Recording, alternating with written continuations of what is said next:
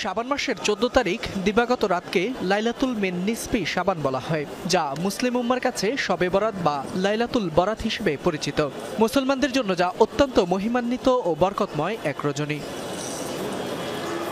হাদিস মতে অর্ধ শাবানের রাতে বান্দার ফরিয়াদ শোনার জন্য আল্লাহ তাআলা প্রথম আসমানে নেমে আসেন এবং রহমতের দুয়ার খুলে দেন। এ রাতে মুশরিক ও বিদ্বেষ পোষণকারী ব্যতীত সবাইকে ক্ষমা করে দেন। তাই এ রাতে সঠিকভাবে ইবাদত বন্দিগির মাধ্যমে আল্লাহর নৈকট্য লাভের তাগিদ দিয়েছেন ইসলামী চিন্তাবিদরা।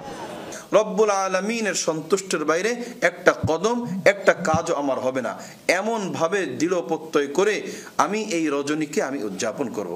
সেটা আমার ব্যক্তিগত হবে, আমি নফল নামাজ পড়ব, আমি কোরআনে কারীমের তেলাওয়াত করব, কিছু সময় আল্লাহ পাকের জিকির করব এবং আমি দোয়ায় মশগুল থাকব। ফরজ ইবাদত ঠিক রাখার পর যদি কেউ রাত জেগে আল্লাহ তাআলার জিকির করেন, কোরআন পড়েন, বিশেষ করে অর্থ বুঝে কোরআন পড়েন, নফল নামাজ পড়েন, যে কোনো ধরনের ইবাদত করলে আল্লাহ সুবহানাহু ওয়া তাআলা অবশ্যই তা অত্যন্ত গুরুত্বের সাথে দেখবেন এবং মর্যাদাবান করবেন।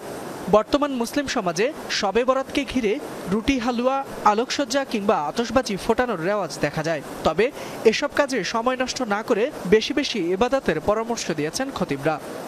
হাদিসের মাঝে বরকতপূর্ণ বলা হয়েছে, ফজিলতপূর্ণ বলা হয়েছে। এর দ্বারা আনুষ্ঠানিকভাবে কোনো হৈহুল্লোড় করা বা কোনো ধরনের প্রথা পালন করা, এমনটা কিন্তু আসলে হাদিসের কোনো অংশ থেকে এটা খুঁজে পাওয়া যায় না। এই রজনী তো আমি শুরুতেই বলেছি ইবাদত বন্দেগী করার জন্য, আপনাকে হালুয়া রুটি বানানোর জন্য এই রজনী আসেনি। এই রাতকে কেন্দ্র করে ছেলেরা আতশবাজি করে, যেটি সম্পূর্ণ নিষিদ্ধ ইসলামে।